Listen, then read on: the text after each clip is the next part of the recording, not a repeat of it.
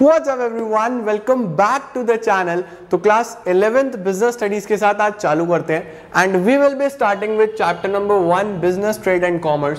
सारी चीजें एक नया सब्जेक्ट है, बहुत इंटरेस्टिंग वे में पढ़ने वाले हैं। तो आओ जल्दी से स्टार्ट करते हैं और देखते हैं कि हमें बिजनेस स्टडीज चैप्टर 1 में पढ़ना क्या क्या है। Let's begin.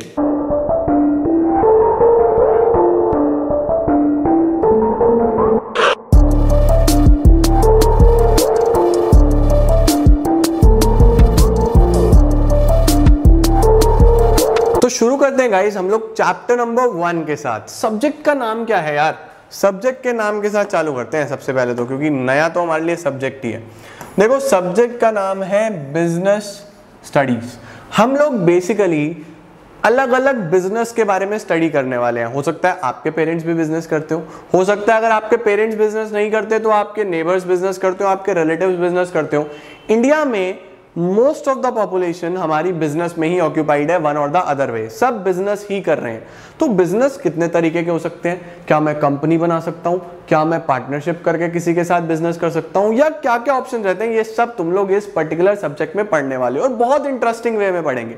तो अभी आज चालू कर रहे हैं हम लोग चैप्टर नंबर 1, जिसका नाम है बिजनेस ट्रेड एंड कॉमर्स। तो तुम लोगों ने तीनों शब्द सुने होंगे लेकिन कभी डिफरेंशिएट नहीं कर पाए कि बिजनेस क्या है, ट्रेड क्या है और कॉमर्स क्या है। तो इस चैप्टर में हम लोग तीनों ही चीजें बहुत अच्छे से पढ़ने वाले हैं। ये जो चैप्टर है गाइस, ये दो पार्ट्स में बेसिकली डिवाइडेड है। दो पार्ट्स कौन कौन से हैं? सबसे पहला है हमारे पास सेक्शन 1, जिसमें हम लोग पढ़ेंगे history and trade off commerce, यानी कि जो बेसिकली कॉमर्स है उसकी क्या हिस्ट्री है। ठीक है, history of trade and commerce, history of trade and commerce, ये तो हमारे पास हिस्ट्री वाला पार्ट है। इसको पढ़ाऊंगा मैं चैप्टर की एंडिंग में, बिल्कुल जब चैप्टर खत्म हो रहा होगा उस टाइप पे पढ़ाऊंगा। ये हमारा दूसरा सेक्शन है जो कि है nature and purpose of business, कि बिजनेस का क्या नेचर होता है, क्या पर्पस होता है, ये हम इस सेक्शन में पढ़ने वाले हैं। तो मैं स्टार्ट कर रहा हूं इस सेक्शन के साथ। ये वाला जो सेक्शन है इसको बिल्कुल लास्ट में देखेंगे। हिस्ट्री अरे बहुत बोरिंग है यार, बहुत बोरिंग, बाद में देखेंगे। अब चलते हैं आगे। चलो जी, देखो जो चैप्टर चालू होता है बेटा जी, वो चालू होता है हमारे पास ह्यूमन एक्टिविटीज के साथ। देखो सारे इंडिविजुअल, सारे ह्यूमन बीइंग्स कोई ना कोई एक्टिविटी परफॉर्म कर रहे हैं अपनी जिंदगी चलाने के लिए, इस जिंदगी को जीने के लिए। अब भाई अगर जन्म ले ही लिया इंसान के तौर पे इस दुनिया पे, तो कुछ ना कुछ तो करना पड़ेगा। अब खाली घर पे बैठ के, लॉकडाउन में घर में बैठ के पता चला ना क्या बोरियत होती है, बेकार। तो क्या कर सकते हैं ह्यूमन बीइंग्स? तो देखो दो प्रकार की एक्टिविटी ह्यूमन बीइंग्स करते हैं। एक होती है इकोनॉमिक एक्टिविटीज और दूसरी होती है नॉन इकोनॉमिक एक्टिविटीज। तुम लोग को सब पता है, तुम पढ़े हो, होशियार तो तुम बहुत हो। Economic activities, non economic. मेरे पढ़ाने से पहले मुझे कमेंट सेक्शन में बताना किस किसने पहले पढ़ा हुआ था।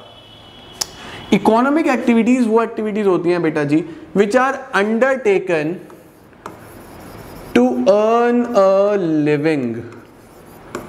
मतलब कि वो सभी एक्टिविटीज जो कि कोई भी ह्यूमन बीइंग करता है अपना घर चलाने के लिए, पैसा कमाने के लिए, अपनी फैमिली को एक अच्छी लाइफस्टाइल देने के लिए, उन सभी एक्टिविटीज को हम लोग क्या बोलते हैं? Economic activities. नॉन इकोनॉमिक कौन सी होती है? नॉन इकोनॉमिक होती है विच आर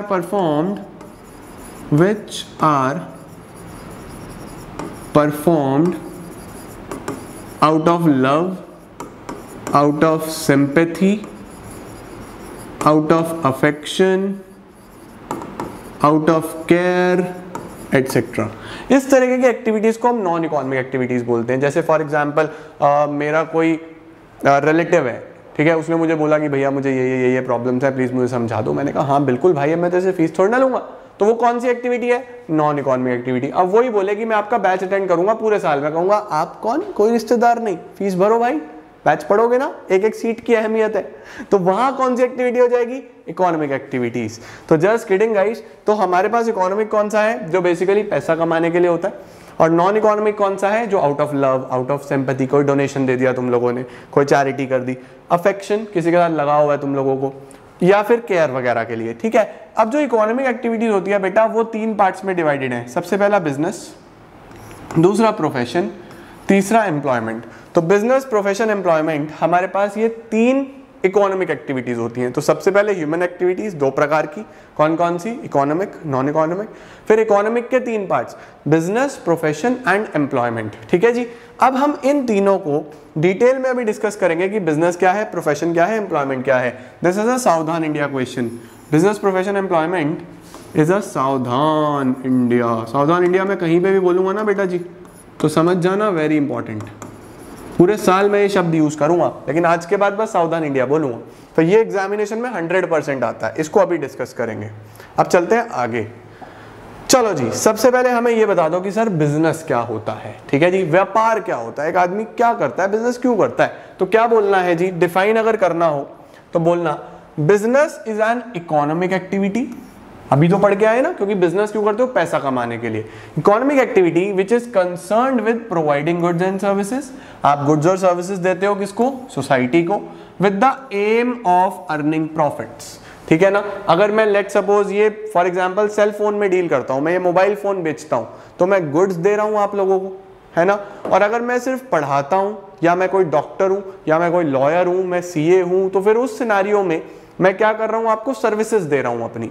तो या फिर यहां पे गुड्स हो सकते हैं या फिर सर्विसेज हो सकती है, तो आएगा बिजनेस में ही। मकसद क्या होना चाहिए, अर्निंग प्रॉफिट्स। ये याद रखेंगे बेटा जी। तो बिजनेस एक इकोनॉमिक एक्टिविटी जिसमें हम लोग सर्विस और गुड्स दे रहे हैं सोसाइटी को, जिसमें एम क्या है, अर्निंग प्रॉफिट्स। इसके बाद क्या आता है सर, बिजनेस की डेफिनेशन के बाद हमारे पास आता है कि कैरेक्टरिस्टिक्स बताओ, बिजनेस एक्टिविटीज होती कैसे हैं। तो बिजनेस के क्या क्या कैरेक्टरिस्टिक्स हैं, देखो जी। सबसे पहला कैरेक्टरिस्टिक्स आता है बेटा, business is an economic activity. Obvious सी बात है, बिजनेस क्या है, एक इकोनॉमिक एक्टिविटी। इकोनॉमिक एक्टिविटी का मतलब क्या होता है कि ये करा जाता है टू अर्न मनी, पैसा कमाने के लिए, टू अर्न अ लिविंग, जिंदगी सस्टेन करने के लिए, लाइफ चलाने के लिए। तो बिजनेस एक कैसा एक्टिविटी हुआ, इकोनॉमिक। दूसरी चीज, इसके अंदर या तो प्रोडक्शन हो रहा होता है या प्रोक्योरमेंट हो रहा होता है गुड्स एंड सर्विसेज का। अब मुझे बताओ, जितने भी लोग मोबाइल फोन में डील करते हैं तो क्या वो सब मोबाइल फोन का प्रोडक्शन करते हैं, नहीं करते ना।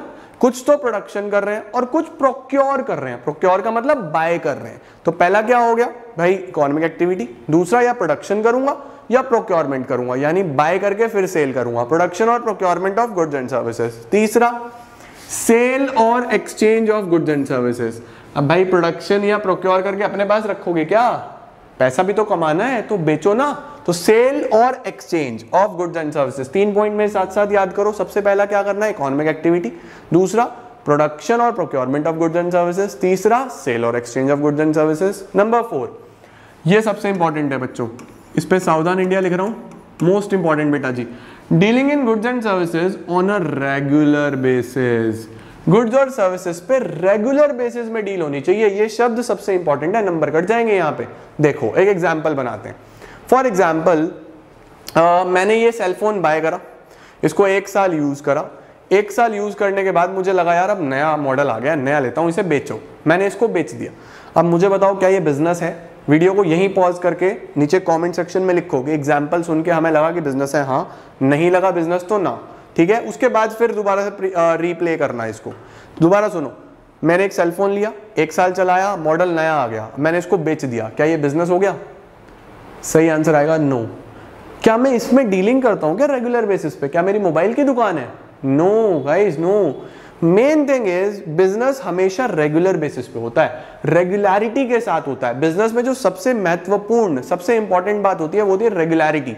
तो dealing in goods and services on regular basis. अब बताओ, मुझे बड़ा अच्छा लगा यार फोन बेच के, मैंने अगले साल मोबाइल की दुकान खरीद ली।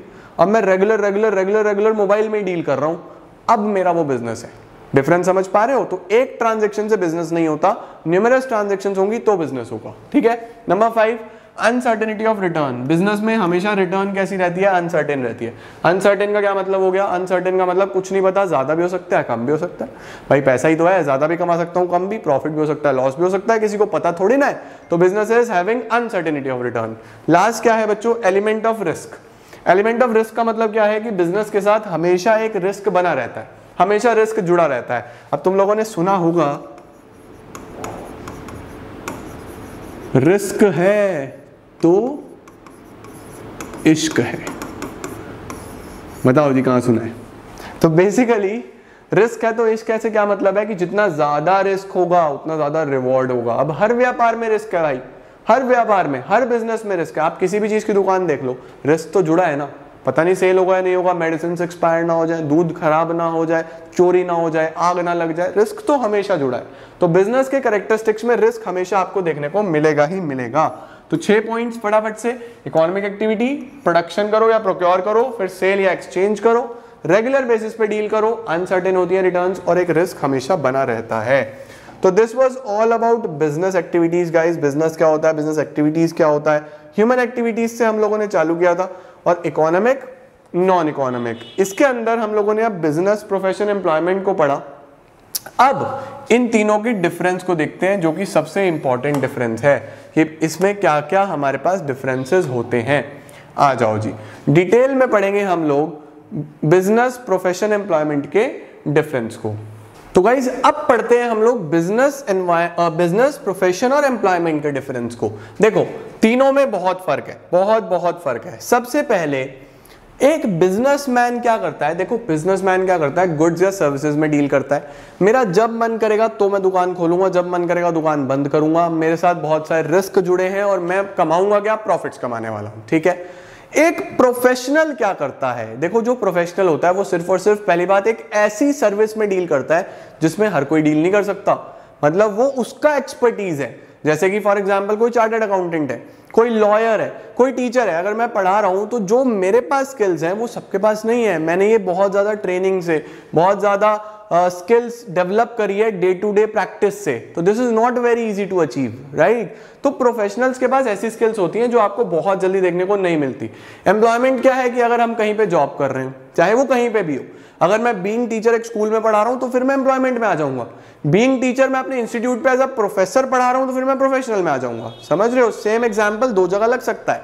क्लियर है जी, चलो आओ अब देखते हैं फटाफट से बिजनेस चालू कैसे होता है। देखो बिजनेस स्टैब्लिश होता है जब एंटरप्रेन्योर का डिसीजन होता है।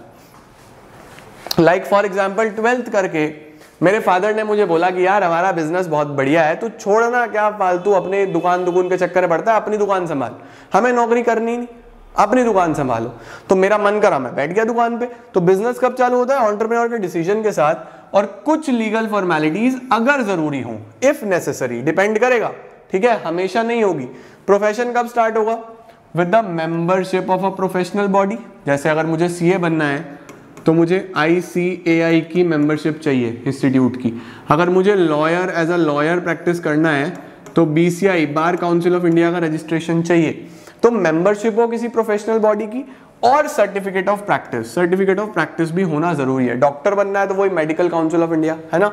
तो बिजनेस प्रोफेशनल्स के लिए ऐसे प्रोफेशन चालू होता है। एम्प्लॉयमेंट क्या है, एम्प्लॉयमेंट तो तुम समझते ही हो, बस लेटर ऑफ अपॉइंटमेंट मिल जाए या फिर सर्विस एग्रीमेंट मिल जाए। मैं जहां भी जॉब करने के लिए जा रहा हूं वहां का अपॉइंटमेंट लेटर और सर्विस एग्रीमेंट, बस ये दो चीजें चाहिए। नेचर ऑफ वर्क, बिजनेस में क्या करना होता है, गुड्स एंड सर्विसेज बेचनी है सोसाइटी को, और क्या। प्रोफेशन में क्या करना है, ऐसी सर्विसेज जो जल्दी से नहीं मिलती, पर्सनलाइज सर्विसेज, एक्सपर्ट नेचर की होती हैं वो। यहाँ पे सर्विसेज हैं लेकिन वो एक्सपर्ट नेचर की नहीं है। अगर ट्रांसपोर्टेशन सर्विसेज है, मैं अपनी बस की सर्विस देता हूँ सबको, तो क्या वो एक्सपर्ट है, हर कोई बस नहीं चला सकता, कोई भी चला ले यार, क्या दिक्कत। तो यहाँ पे एक्सपर्ट नेचर की होती है। और यहाँ पे कैसा काम होता है, एज पर जॉब कॉन्ट्रैक्ट, जिस चीज का जॉब है वैसा काम होगा। इसके बाद क्वालिफिकेशन कैसा चाहिए बिजनेस में, बिजनेस में कोई भी मिनिमम क्वालिफिकेशन एज सच नहीं चाहिए। बताओ कहाँ डिफाइंड है कि दुकान खोलने के लिए मुझे ग्रेजुएट होना जरूरी है, ऐसा कुछ भी डिफाइंड नहीं है, ठीक है। तो no minimum qualification is necessary. Profession में expertise and training in a specific field, professional के लिए एक उसकी स्पेसिफिक, मैंने बोला ना, ट्रेनिंग जरूरी होती है, उसका एक एक्सपर्टीज जरूरी होता है एक पर्टिकुलर फील्ड में। और एम्प्लॉयमेंट में qualification and training as prescribe by the employer, जैसी जगह आप काम कर रहे हो वैसी जगह का आपको क्वालिफिकेशन और ट्रेनिंग चाहिए। फॉर एग्जाम्पल स्कूल में मैं जॉब कर रहा हूँ तो वहां पे उस पर्टिकुलर सब्जेक्ट की basic knowledge, basic training. For example bank में काम कर रहा हूं तो वहां की बेसिक नॉलेज, बेसिक ट्रेनिंग। तो जहां पे मैं जॉब करता हूं, जिस तरीके का काम करता हूं वैसी ट्रेनिंग, ठीक है जी।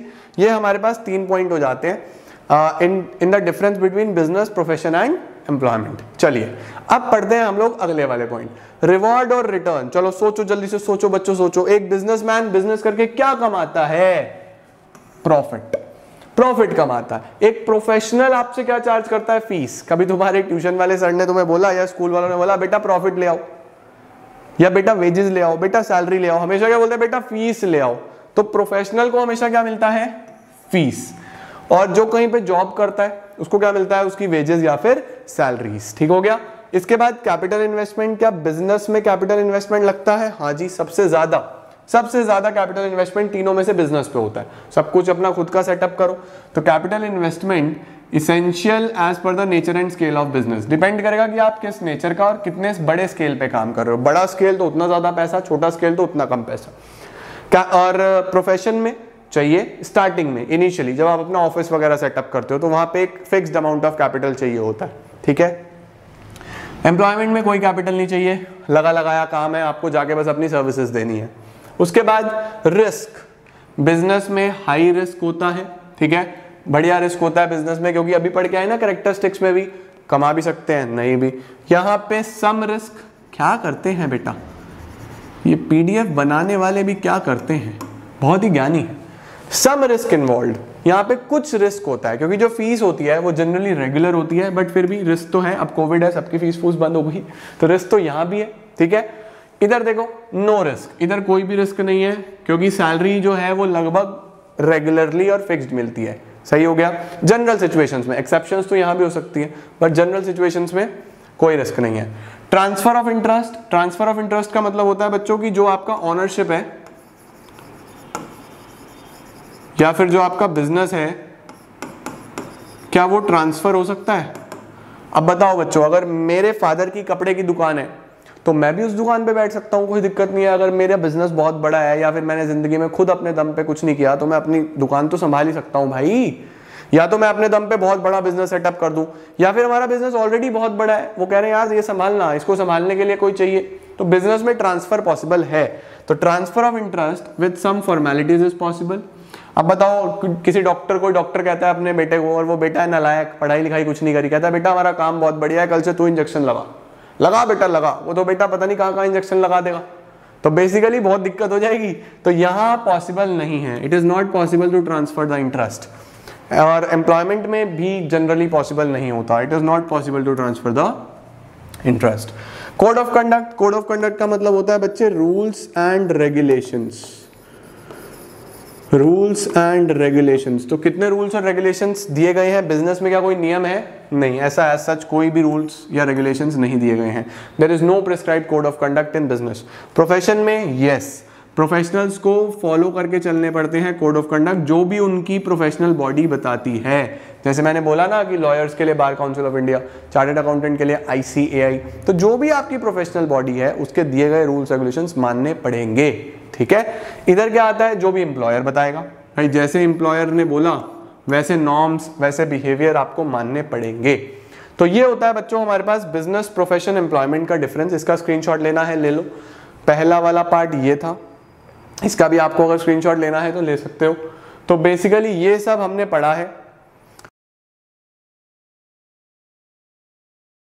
ह्यूमन एक्टिविटीज के साथ चीजें शुरू करी थी।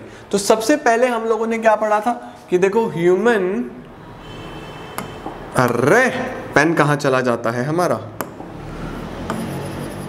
जो ह्यूमन एक्टिविटीज होती है, उम्मीद कर रहा हूं तुम्हें दिख रही है, वो दो होती है, इकोनॉमिक और नॉन इकोनॉमिक। ठीक है ना। फिर इकोनॉमिक में हमने 3 पढ़ी थी, कौन कौन सी? Business, profession, employment. ठीक है। अब जो प्रोफेशन और एम्प्लॉयमेंट है वो तो ऑब्वियस है भाई, जो एम्प्लॉयमेंट में है, जो कहीं पे जॉब कर रहा है, बस वो वहीं पे सीमित, उसका बात खत्म हो जाती है। जो प्रोफेशनल है वो अपना प्रोफेशन एंजॉय कर रहा है, वो भी वहीं पे एंड हो जाता है। लेकिन बिजनेस जो है इसको फर्दर एक्सटेंड करा गया है, यानी कि बिजनेस एक्टिविटीज तो बहुत सारे तरीके की हो सकती है। तो कौन कौन सी होती है, यही हम लोग को आज पढ़नी है। तो देखो जी, जो बिजनेस एक्टिविटीज होती हैं बच्चों, वो 2 पार्ट्स में डिवाइडेड है। कौन कौन से 2 पार्ट्स हमारे पास? 2 तरीके के पार्ट्स होते हैं। एक होती है हमारे पास इंडस्ट्रीज, एक होता है हमारे पास कॉमर्स। ठीक है, एक इंडस्ट्री और एक कॉमर्स। इंडस्ट्री क्या है सर? सबसे पहले इंडस्ट्री को डिस्कस करते हैं।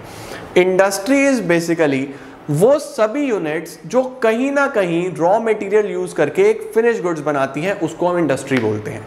इंडस्ट्री क्या होता है? सभी यूनिट्स जो किसी ना किसी वे में रॉ मटेरियल को यूज करती हैं और फिनिश गुड्स आपको प्रोड्यूस करके देती है जिसको आप यूज करते हो अपनी डेली लाइफ में, उसको हम इंडस्ट्री बोलते हैं। और कॉमर्स क्या होता है? कॉमर्स में बनाना कम है और बेचना ज्यादा है। मतलब यहां पे जो प्रोडक्शन हुआ है इसमें मेन फोकस प्रोडक्शन पे था, यहां पे जो मेजर फोकस है वो सेलिंग पे है, वो प्रोक्योरमेंट पे है, सामान खरीदा बेचा।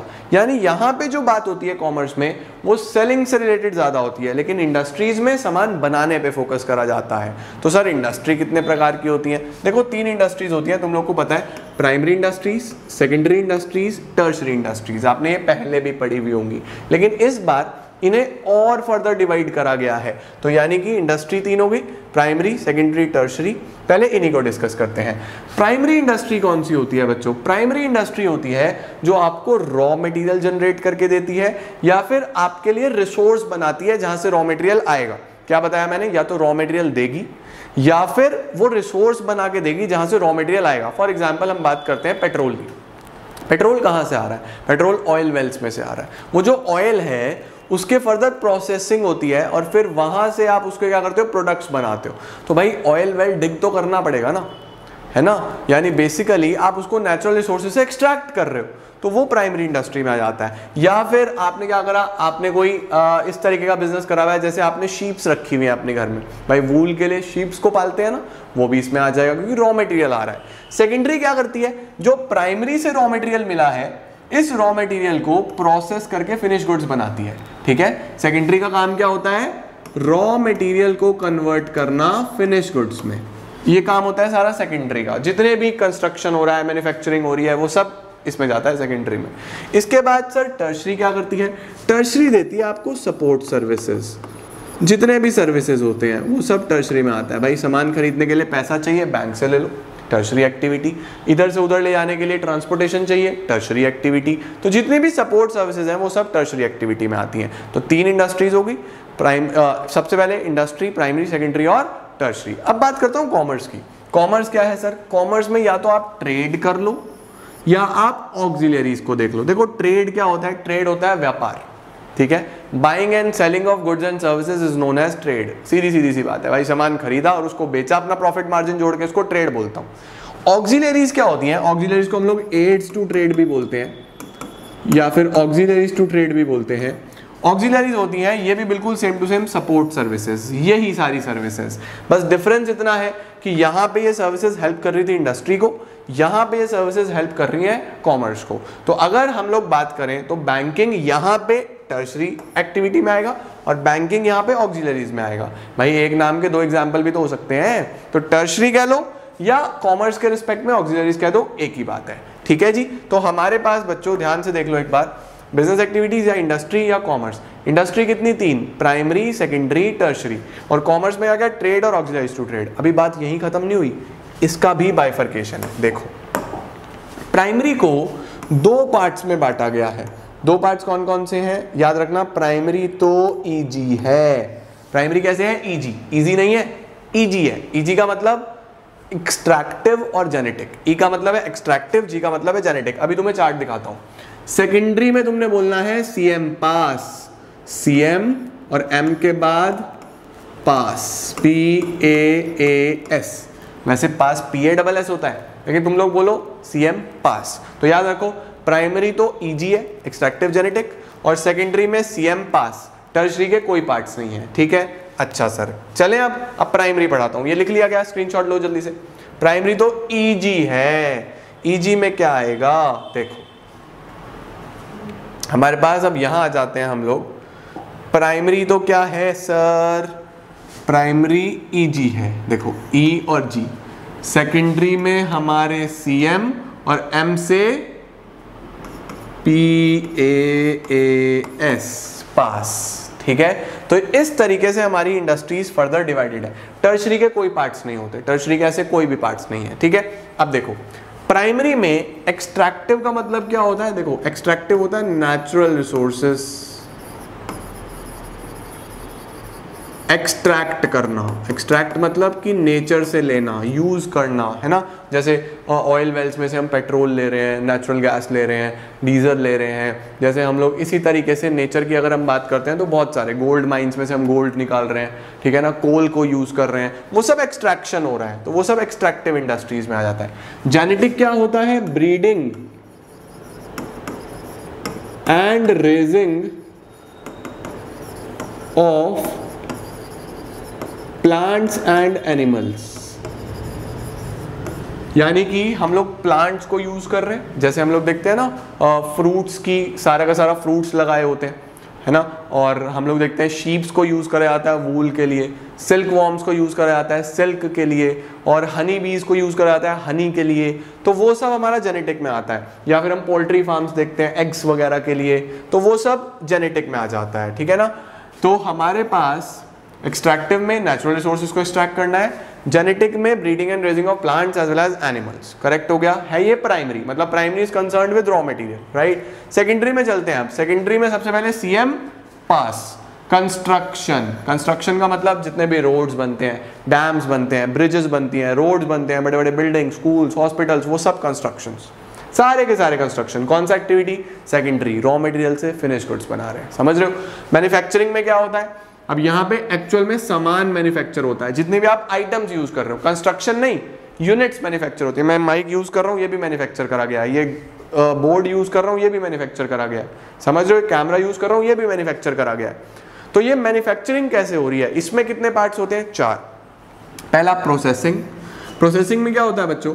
प्रोसेसिंग में बहुत सारे प्रोसेस से होके गुजरती हैं सारी चीजें, बहुत सारे प्रोसेस से। कैसे? जैसे फॉर एग्जांपल शुगर बनाना है, अगर चीनी बनानी है बच्चों, तो सबसे पहले शुगर केन लिया जाएगा, शुगर केन से शुगर केन जूस बनेगा, उस जूस को फिर प्योरली रिफाइन करा जाता है, साफ सफाई करी जाती है, उससे फिर शुगर बनती है और उसकी फिर ग्रेडिंग होती है, अलग अलग तरीके की शुगर बनती है। तो बहुत सारे प्रोसेस से होकर सामान बन रहा है, उसको क्या बोलता हूँ? Processing industries. सिमिलरली पेपर, जब पेपर बनता है तो पहले वुड की कटिंग होगी, क्लीनिंग होगी, फिर वो अलग अलग शीट्स बनाई जाएंगी, फिर कागज बनेगा, तो वो प्रोसेसिंग, ठीक है। असेंबलिंग में क्या होता है? असेंबलिंग में आप अलग अलग सामान को असेंबल करते हो, जैसे कि कंप्यूटर्स बनते हैं, जैसे कि बड़े बड़े व्हीकल्स बनते हैं, भाई टायर अलग जोड़ दो, इंजन अलग जोड़ दो, लाइट्स अलग लगा दो, जैसे कि लैपटॉप्स बनते हैं, जैसे कि मोबाइल फ़ोन बनते हैं, जैसे कि कैमरास बनते हैं, ये सब असेंबलिंग में आता है बेटा जी।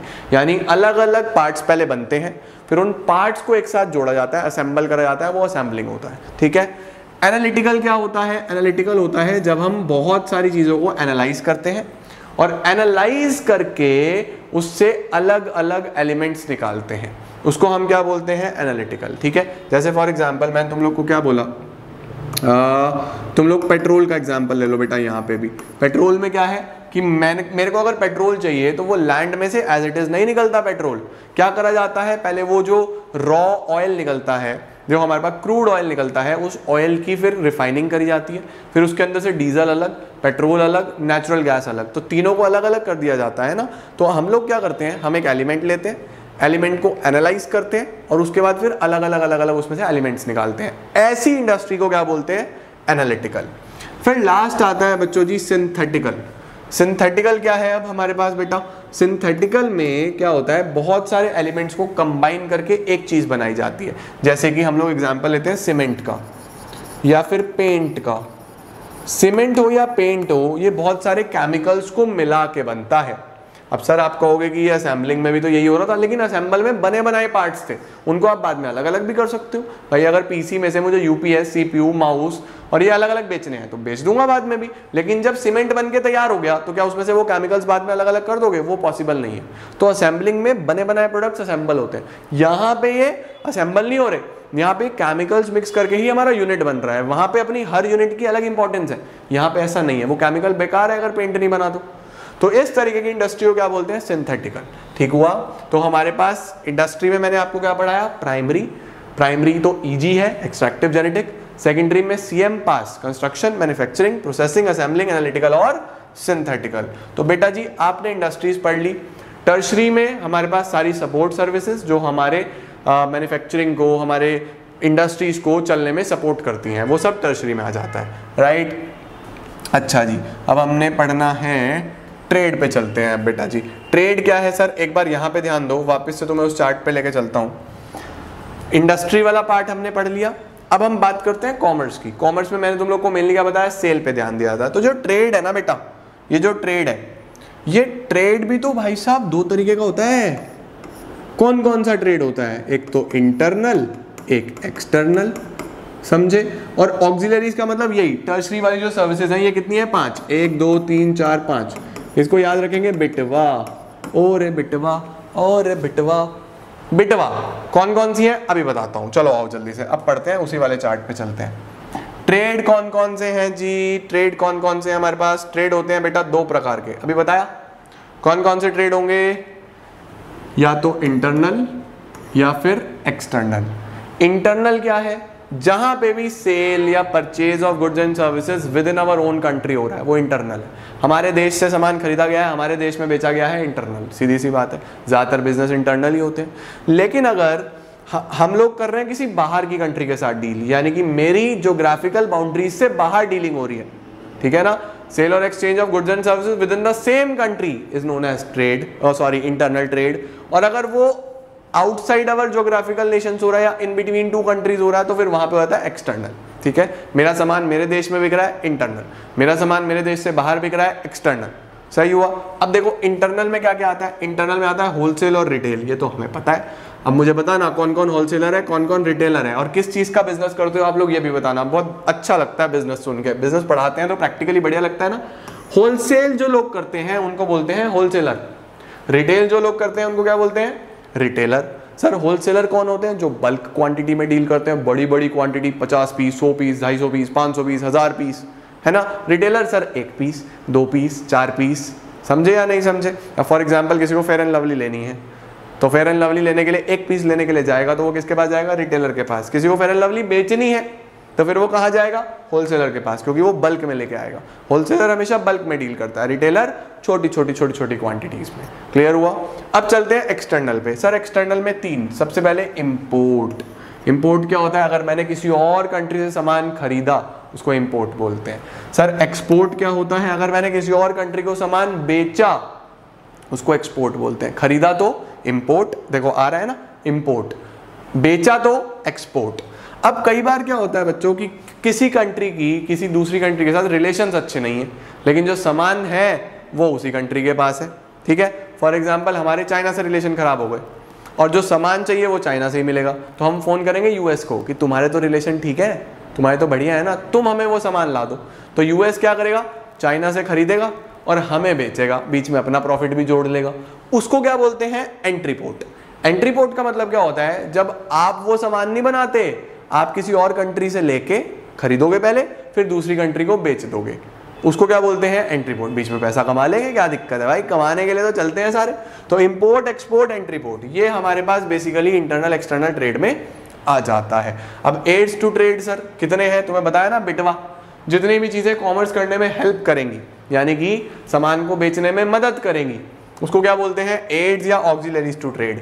कितनी है जी, बिटवा। भाई अगर मुझे पैसे की जरूरत पड़ गई, प्रॉब्लम ऑफ फंड्स, प्रॉब्लम को बोलते हैं बच्चों हिंड्रेंस, ये बुक में होगा लिखा हुआ, hindrance of funds, hindrance of finance. भाई सामान बेचना है तो उसके लिए मार्केटिंग करनी पड़ेगी, सामान इकट्ठा करना पड़ेगा, वैरायटी इकट्ठी करनी पड़ेगी, तो पैसा कहाँ से आएगा, बैंक से आएगा। तो सबसे पहला जो ऑक्सिलरी है वो है banking. Banking removes the hindrance of finance, पैसे की जरूरत है बैंक से जाके ले लो, ठीक है। उसके बाद आई, इंश्योरेंस। क्या हर बिजनेस में रिस्क जुड़ा है, पढ़ा था हमने पिछली क्लास में, रिस्क है तो इश्क है, लेकिन रिस्क कई बार भारी भी पड़ जाता है ना। इश्क नहीं इश्क, रिस्क है तो इश्क है, तभी तो वो ज्वाइन होगा। रिस्क के साथ इश्क, या तो रिस्क हो, रिस्क है तो इश्क है, अरे छोड़ो।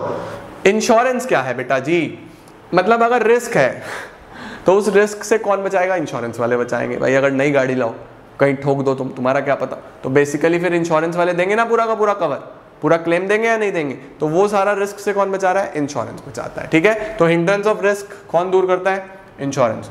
ट्रांसपोर्टेशन, अरे भाई ट्रांसपोर्टेशन लेके जाता है पॉप से पॉक तक, प्लेस ऑफ प्रोडक्शन से प्लेस ऑफ कंजम्पशन। अब मैगी तो पता नहीं कहाँ पे बनती होगी, प्लेस ऑफ प्रोडक्शन तुम्हें पता है तो बताना कहाँ पे बनती है मैगी। प्रोडक्शन अलग है, कंज्यूम होती है पूरे देश में, तो बेसिकली हर जगह उसको कौन लेके जा रहा है? जो हिंड्रेंस है प्लेस का, जो हिंड्रेंस है प्लेस का कि दूर दूर सामान बन रहा है, उसको कौन दूर कर रहा है? ट्रांसपोर्टेशन। भाई ट्रक में भर के आ जाती है, ट्रेन में भर के आ जाती है, ट्रेन में तो नहीं जाती होगी शायद, तो जा भी सकती है, ट्रक्स में चलती है ज्यादातर। तो ट्रांसपोर्टेशन दूर करता है आपका हिंड्रेंस ऑफ प्लेस की समस्या। अगर ट्रांसपोर्टेशन ना होता तो अपना सामान बस अपने ही शहर में बिकता अपने आसपास। अब तो जहां मर्जी भेज दो, अमेजोन कहीं भी भेज देता है ना। तो अमेजोन भी कौन सा ऑक्सिलरी यूज करता है? ट्रांसपोर्टेशन। वेयर हाउसिंग क्या होता है? Hindrance of storage. Warehouses क्या होते हैं बेटा? वेयर हाउसेज होते हैं जहां पे आप अपना सामान स्टोर करते हो। अब कई लोग बड़े बड़े बिजनेस करते हैं लेकिन सामान रखने के लिए जगह नहीं है, तो फिर वो कोई और वेयर हाउस हायर कर लेते हैं, रेंट पे ले लेते हैं। तो ऐसी जगह जहां पे आप अपने गुड्स स्टोर कर सकते हो उसको क्या बोलते हैं हम लोग? Warehouses. वेयर हाउसिंग वो सर्विसेज है जो वेयर हाउसेस प्रोवाइड करते हैं, ठीक है, उसको हम लोग क्या बोलते हैं? ऑक्सिलरी। सही हो गया। ये जितनी भी ऑक्सिलरी पढ़ रहे हो ये सब टर्सरी एक्टिविटी में भी जाएगा, ठीक है। लास्ट क्या आता है? कम्युनिकेशन। कम्युनिकेशन क्या दूर करता है? Hindrance of knowledge. अगर मैं तुम लोगों से कम्युनिकेट कर रहा हूं तो मैं तुम्हें ज्ञान दे रहा हूं, मैं तुम्हें चीजें समझा रहा हूं। बड़ी बड़ी कंपनीज तुम्हारे साथ एड्स के थ्रू कम्युनिकेट करती हैं, तुम्हें अपने बारे में बताती है, अपने प्रोडक्ट के बारे में बताती है। तो hindrance of communication, sorry hindrance of knowledge कौन दूर करेगा? कम्युनिकेशन। तो बात को याद रखेंगे कि क्या है जी, हमारे पास ऑक्सिलरीज 5 हैं, बिटवा, banking, insurance, transportation, warehousing और कम्युनिकेशन। सर ये तो कम्युनिकेशन हो गया, तो यहां पे ए कैसे लग गया? ए होता है बच्चों कम्युनिकेट करने के लिए एडवर्टाइजिंग। कम्युनिकेट करने के लिए क्या यूज करा जाता है? एडवर्टाइजिंग। तो आप एग्जाम में एडवर्टाइजिंग ही लिख के आना, ठीक हो गया। Banking, insurance, transportation, warehousing, advertisement. ये बिटवा हमारी 5 चीजें हैं जो एड्स टू ट्रेड में आ जाती हैं। नोट कर लिया, स्क्रीनशॉट ले लिया। चलो जी, अब हमने आज इंडस्ट्री और कॉमर्स के बारे में सब कुछ पढ़ लिया। बहुत बढ़िया चल रहा है चैप्टर। देखो जल्दी से, सबसे पहले हम लोगों ने कहाँ से चालू करा? इकोनॉमिक, नॉन इकोनॉमिक, फिर इकोनॉमिक में बिजनेस, प्रोफेशन, एम्प्लॉयमेंट, ठीक है। फिर आज हमने बिजनेस को पढ़ा, बिजनेस को अच्छे से पढ़ा, ये तो लास्ट क्लास में पढ़ लिया था। फिर बिजनेस एक्टिविटीज के बारे में, हाँ सर, इंडस्ट्री, कॉमर्स। इंडस्ट्री में प्राइमरी, सेकेंडरी, टर्शरी। प्राइमरी तो ईजी है, एक्सट्रैक्टिव जेनेटिक। सेकेंडरी में सीएम पास, ठीक है। टर्शरी में वही सारा बिटवा। कॉमर्स में ट्रेड और ऑक्सिलरीज। ट्रेड कौन कौन सा? सोचो सोचो सोचो सोचो। Internal, external. इंटरनल में कौन कौन सा? होलसेल, रिटेल, ठीक हो गया। उसके बाद एक्सटर्नल में कौन कौन सा? Import, export, entry port. सही है जी। ऑक्सिलरीज वही बिटवा, banking, insurance, transportation, warehousing और एडवर्टीजमेंट। खत्म। अब बचा एक छोटा सा टॉपिक, 20% सिलेबस, उसे निपटाएंगे अगली क्लास में और चैप्टर 1 खत्म। Thank you everyone.